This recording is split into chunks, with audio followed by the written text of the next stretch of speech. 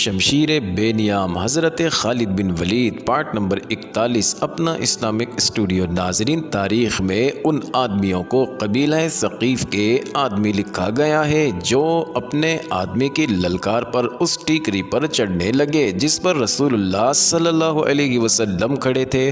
ناظرین، صحابہ کرام جو آپ علیہ السلام کے ساتھ تھے ان آدمیوں پر ٹوٹ پڑے۔ مختصر سے مارکے میں وہ سب بھاگ نکلے، ان میں سے کوئی بھی رسول اکرم علیہ السلام تک نہ پہنچ سکا۔ میں مالک بن عوف سے شکست نہیں کھاؤں گا۔ رسول اللہ صلی اللہ علیہ وسلم نے کہا، وہ اتنی آسانی سے کیسے فتح حاصل کر سکتا ہے؟ حضور علیہ السلام نے اپنی فوج کو بکھرتے اور بھاگتے تو دیکھ ہی لیا تھا۔ آپ علیہ السلام دشمن کو بھی دیکھ رہے تھے، بلکہ دشمن کو زیادہ دیکھ رہے تھے۔ آپ علیہ السلام کی عسکری حس نے محسوس کر لیا کہ مالک بن عوف اپنے پہلے بھرپور اور کامیاب وار پر اس قدر خوش ہو گیا ہے کہ اسے اگلی چال کا خیال ہی نہیں رہا۔ وہ اسلامی فوج کی بھگدڑ اور افراتفری کی پسپائی سے فائدہ نہیں اٹھا رہا تھا۔ حضور علیہ السلام کو توقع تھی کہ مالک بن عوف کی متحدہ فوج مسلمانوں کے تعاقب میں آئے گی، لیکن تعاقب میں دشمن کے جو آدمی آئے تھے وہ تعداد میں تھوڑے اور غیر منظم تھے۔ اس کے علاوہ حضور علیہ السلام نے اپنے ہراول دستے کو پیچھے آتے بھی دیکھ لیا تھا اور آپ علیہ السلام نے معلوم بھی کیا تھا کہ ہراول کے کتنے آدمی شہید اور زخمی ہوئے ہیں۔ آپ علیہ السلام کو بتایا گیا کہ کئی ایک مجاہدین کے گھوڑے اور اونٹ زخمی ہوئے ہیں، شہید ایک بھی نہیں ہوا۔ اس سے رسول علیہ السلام نے یہ رائے قائم کی کہ یہ دشمن تیر اندازی میں اناڑی ہیں اور جلد باز بھی ہیں، اتنی زیادہ تیر اندازی کسی کو زندہ نہ رہنے دیتی۔ حضور علیہ السلام نے اپنے پاس کھڑے صحابہ کرام پر نظر ڈالی۔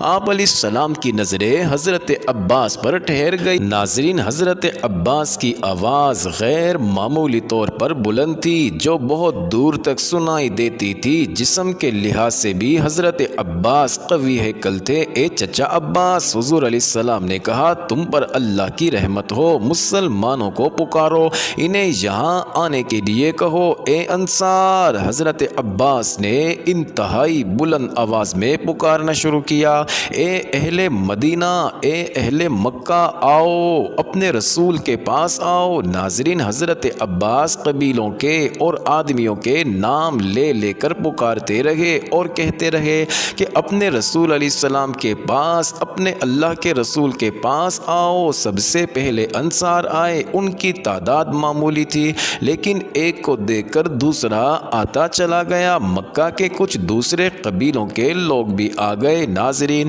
ان کی تعداد 100 ہو گئی۔ رسول کریم علیہ السلام نے دیکھا کہ قبیلہ حوازن کے بہت سے آدمی پسپا ہوئے مسلمانوں کی طرف دوڑے آ رہے تھے۔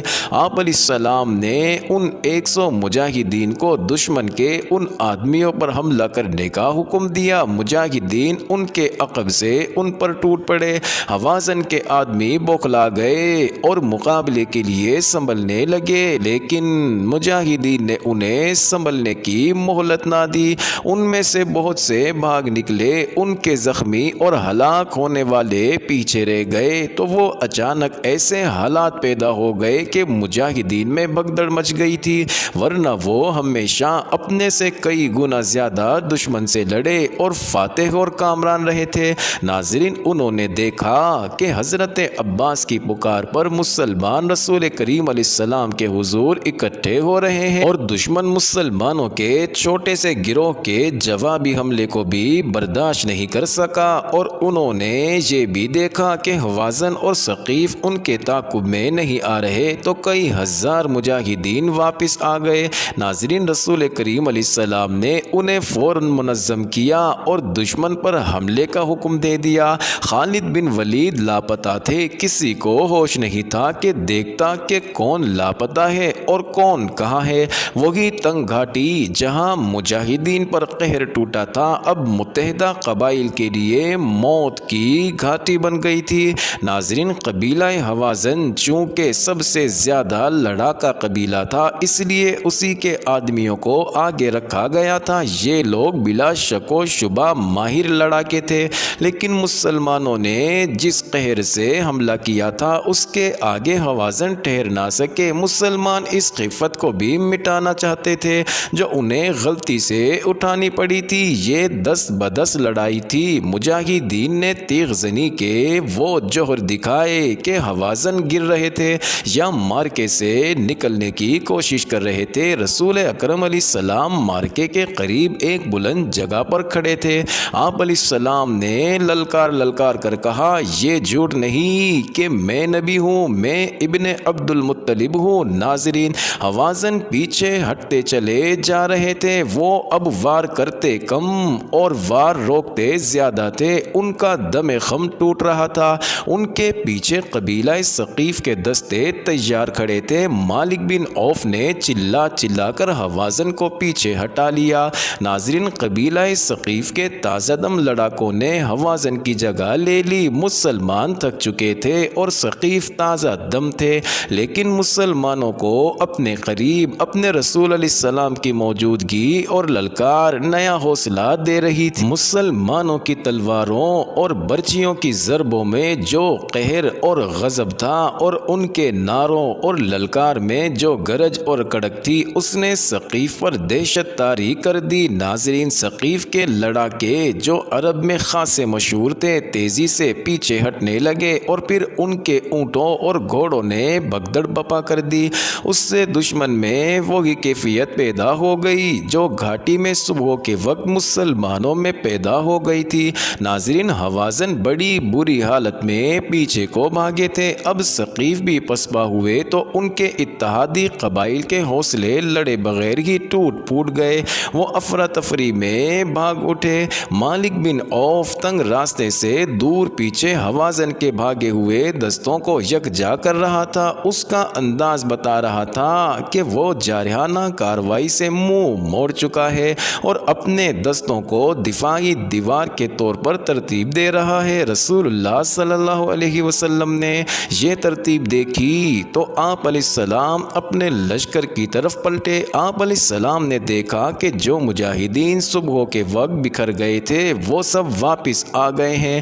حضور علیہ السلام نے حکم دیا کہ گھڑ سواروں کو آگے لاؤ۔ ذرا سی دیر میں سوار پیادوں سے الگ ہو گئے۔ آپ علیہ السلام نے سواروں کو ایک خاص ترتیب میں کر کے حکم دیا کہ ہوازن کو سنبھلنے اور منظم ہونے کا موقع نہ دو اور برق رفتار حملہ کرو۔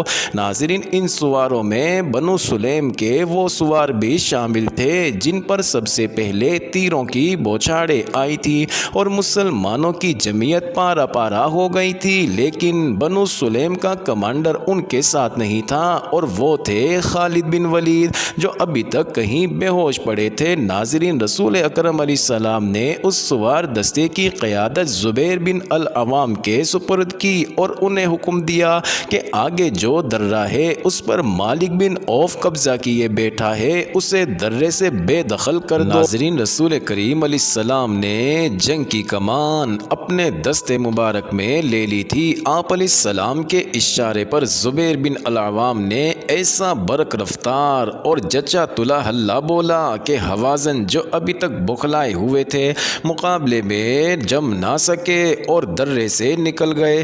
ناظرین، درہ خاصا لمبا تھا۔ رسول اکرم علیہ السلام نے زبیر کے دستے کو درے میں ہی رہنے دیا اور حکم دیا کہ اب درہ جنگی اڈا ہوگا۔ آپ علیہ السلام نے دوسرا سوار دستہ آگے کیا جس کے کمانڈر ابو عامر تھے۔ ناظرین، حضور علیہ السلام نے ابو عامر کے سپرد کام کیا کہ اوتاس کے قریب متحدہ قبائل کا جو کیمپ ہے اس پر حملہ کرو۔ خالد یہاں ہے، کسی نے بڑی دور سے للکار کر کہا۔ یہ پڑا ہے۔ ناظرین، رسول اکرم علیہ السلام دوڑے گئے اور خالد تک پہنچے۔ خالد ابھی تک بے ہوش پڑے تھے۔ آپ علیہ السلام خالد کے پاس بیٹھ گئے اور انتہائی شفقت سے ان کے سر سے پاؤں تک پھونک ماری۔ ناظرین، خالد نے آنکھیں کھول دی۔ رسول اللہ صلی اللہ علیہ وسلم کے قلب اطہر سے نکلی دعا کا اعجاز تھا کہ خالد اٹھ کھڑے ہوئے۔ انہیں جو تیر لگے تھے وہ گہرے نہیں تھے۔ تیر نکال لیے گئے اور بڑی تیزی سے مرہم پٹی کر دی گئی۔ یا رسول اللہ صلی اللہ علیہ وسلم، خالد نے کہا، میں لڑوں گا، میں لڑنے کے قابل شامل ہوں۔ آپ علیہ السلام نے خالد سے کہا کہ زبیر کے سوار دستے میں شامل ہو جاؤ، تم ابھی کمان نہیں لے سکو گے۔ ناظرین، خالد ایک گھوڑے پر سوار ہو گئے۔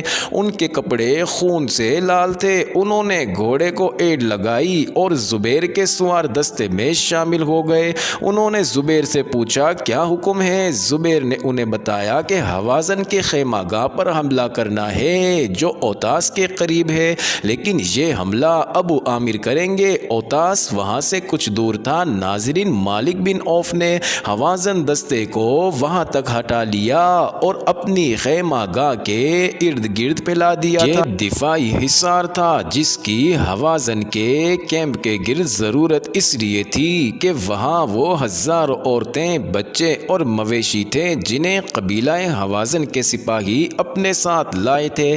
مالک بن عوف نے تو یہ سوچا تھا کہ حوازن اپنی عورتوں اور بچوں کو اپنے ساتھ دیکھ کر زیادہ غیرت مندی اور بے جگری سے لڑیں گے، مگر اب یہ صورت پیدا ہو گئی کہ درید بن السمہ مالک بن عوف کو برا بھلا کہہ رہا تھا کہ اس کے منع کرنے کے باوجود مالک عورتوں کو ساتھ لے آیا تھا۔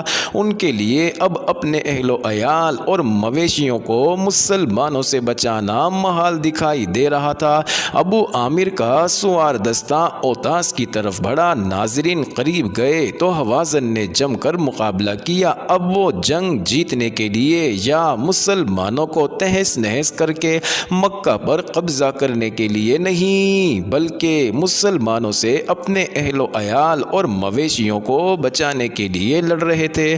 ناظرین، یہ بھی دست بدست معرکہ تھا جس میں جنگی چالوں کے نہیں ذاتی شجاعت کے مظاہرے ہو رہے تھے۔ سوار اور پیادے لڑتے ہوئے وادی میں پھیلتے جا رہے تھے۔ ابو عامر نے تنہا دشمن کے 9 سواروں کو ہلاک کر دیا، مگر 10ویں حوازن کو للکارا تو اس کے ہاتھوں خود شہید ہو گئے۔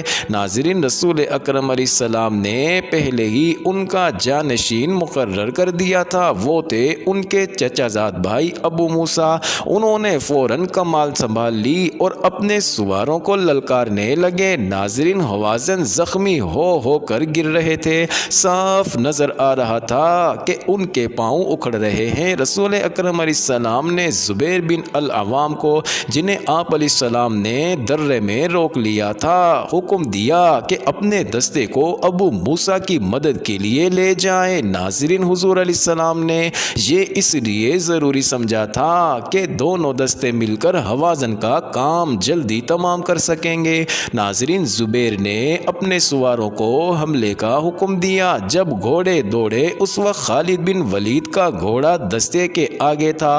حوازن پہلے ہی ہمت ہار چکے تھے۔ مسلمانوں کے دوسرے سوار دستے کے حملے کی وہ تاب نہ لا سکے۔ ان کے زخمیوں کی تعداد معمولی نہیں تھی۔ وہ اپنی عورتوں اور بچوں کو چھوڑ کر بھاگ نکلے۔ مسلمانوں نے کیمپ کو گھیرے میں لے لیا۔ معزز ناظرین، یہ انٹرسٹنگ ویڈیو جاری ہے۔ اگلی ویڈیو قسط نمبر 42 میں دیکھنا مت بھولیے گا۔